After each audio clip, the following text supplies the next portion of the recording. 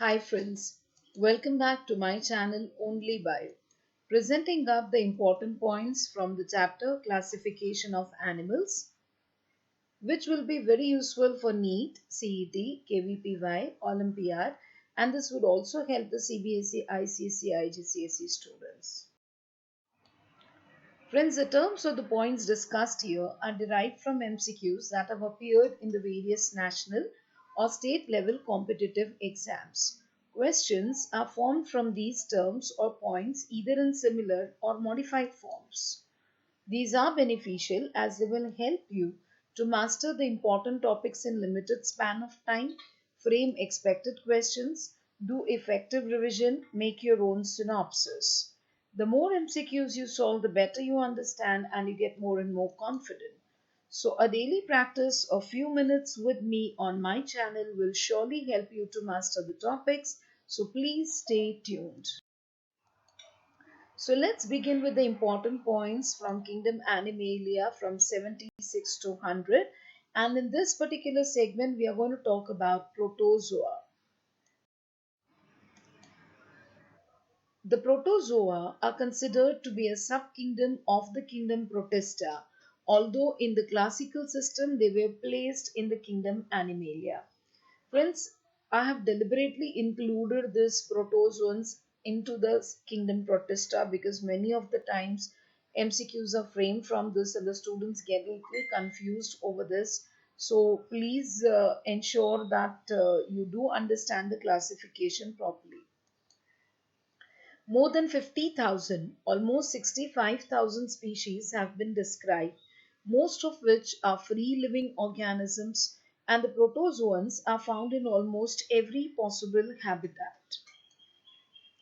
The fossil record in the form of shells in the sedimentary rocks shows that protozoa were present in the pre-Cambrian era. Friends, very important for the MCQs. Next, Anton van Leeuwenhoek was the first person to see protozoa using microscope he constructed with simple lenses. It is the third largest phylum. Point number 81. It includes unicellular eukaryotes where one-celled body performs all the biological activities like multicellular animals. So they are termed as acellular organisms, which was proposed by a scientist called as Dobell. Next, they are cosmopolitan, microscopic, mostly aquatic, free-living like amoeba or parasitic like plasmodium, solitary or colonial like Proterospongia, and they cause serious diseases. They have varying body shapes and are mostly asymmetrical. Body level of organization is protoplasmic level.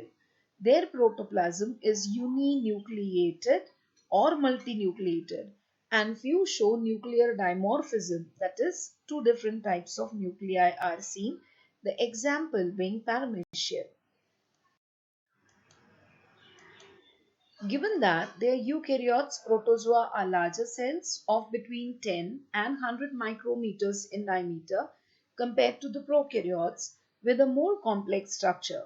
This means that they have a cell membrane which bounds the organelles, a DNA that is also bound by a membrane, nucleoli, ribosome, Golgi apparatus, and multiple linear chromosomes with histones, among others. Next, it's worth noting that organelles present in these cells will vary from one type to another. There are also a number of organelles that are exclusive to protozoa. These include the trichocysts of paramecium, certain skeletal structures, and contractile vacuoles. Point number 87. Some are naked, whereas some have body bounded by a delicate membrane or a firm pellicle or test or shell. Next, in few groups of protozoa, silica shell and calcium carbonate exoskeleton is found. Example, Radiolarian group which has silica and Foraminiferan group which has calcium carbonate. Example, Globigerina. Next, All protozoans are heterotrophs, that is, with holozoic nutrition, and live as predators or parasites or symbionts. Example, trichonympha in intestine of termite and helps in cellulose digestion, and endocommensals, example, Entamoeba coli, present in the human colon. Point number 90, no larva because of no embryo formation. Point number 91, locomotory structures are: first, finger-like pseudopodia, example, amoeba, entamoeba. Second, whip-like flagella, example, trypanosoma. Third, hairy cilia, example, paramecium. Fourth, absent in sporozoan parasites, example, plasmodium. Point number 92, nutrition in protozoans is mainly holozoic, example, amoeba, and parasitic, example, plasmodium. Next, digestion is intracellular and it takes place inside the food vacuole. Respiration and excretion take place by general body surface. Some excretion may occur through contractile vacuole. Nitrogenous waste is ammonia. Some freshwater protozoans get rid of excess water through contractile vacuole by the process known as osmoregulation. Point number 95. Reproduction takes place both asexually and sexually. Next, asexual reproduction occurs by binary fission, multiple fission, and budding. Binary fission is of many types, like we have simple fission seen in amoeba, transverse fission seen in paramecium, longitudinal fission seen in trypanosoma. Multiple fission example is plasmodium. Budding is seen in Ephilota, that's a sessile protozoan.